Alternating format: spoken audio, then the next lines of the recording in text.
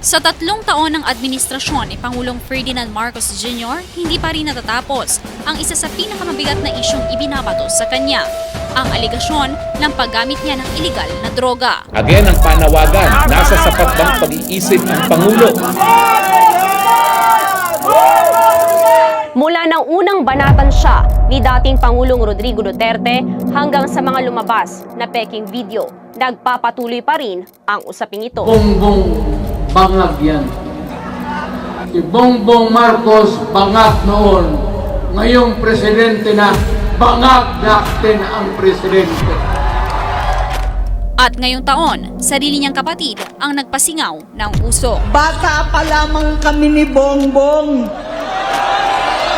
Alam na ng buong pamilya ang problema sa kanya. Batid ko na nagda-drug siya. Binitawan ito ni Senator Amy Marcos sa harap ng libu-libong dumalo sa rally ng Iglesia ni Cristo kontra korupsyon. Mga pahayag na bumaon, hindi lang sa reputasyon ng Pangulo, kundi sa mismong imahe ng First Family. Dahil nalaman kong pati ang mga anak niya ay nagdodroga na. Kinasusuklaman ko pa ang pag-alok ng mag-inang si Sandro ng droga ang aking mga anak at iba pang mga kamag-anak.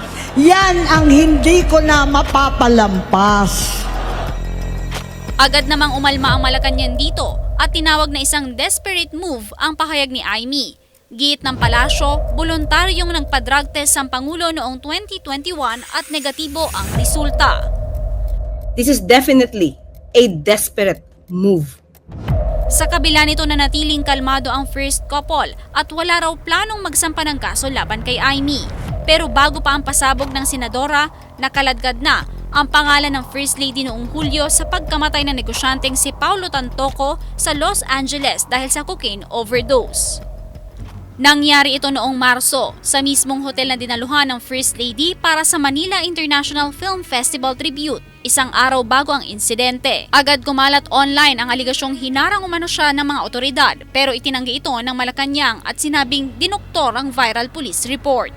The altered letter contained terms that were not in line with the Beverly Hills Police standard language and protocol. Hindi rin natigil ang panawagan ng iilan na magpa-drug test ang Pangulo, pero tinabla ito ng Malacanang at iginiit na malinis ang Pangulo at matagal nang tapos ang issue. Matagal na po itong naresolba.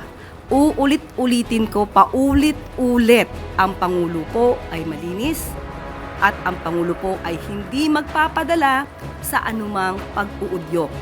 Mas lalo ring lumakas ngayong taon ang panawagang mag-resign si Pangulong Marcos. Gayunpaman, mananatili si Marcos Jr. sa pwesto at haharapin ang mga issue, lalo na ang katiwalian sa flood control projects. The President is still working and keeps on working for the country. So hindi po opsyon sa administrasyon, sa Pangulo ang pagbibitiw.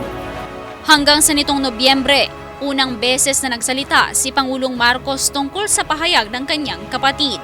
Nababahala na raw ang kanilang pamilya at kaibigan sa malaking pagbabago kay Senator Amy. The lady that you see talking on TV is not my sister. And that view is shared by our cousins, our friends. Hindi siya yan. Hindi siya yan. Sa dami ng isyong hinaharap ng First Family at tumitinding galit ng taong bayan sa katiwalian, papasok si Pangulong Marcos sa susunod na taon, bit-bit ang bigat na minsang nagpabagsak sa kanyang ama. Sa edad na 68, bumagsak si Marcos Sr. dahil sa galit ng taong bayan. Sa edad na 68, hinaharap din ni Marcos Jr. ang pinakamalaking dagok ng kanyang administrasyon. 3 dekada ang ama, 3 taon pa lang ang anak. Mauulit nga ba ang kapalaran ng isang Marcos? Kasama mo sa RMN Manila para sa RMN News Year-End Report, Radio Man Chanel Salazar, Tatak RMN.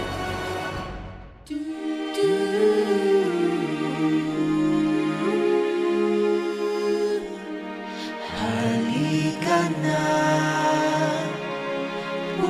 kikilimutin ang problema. Di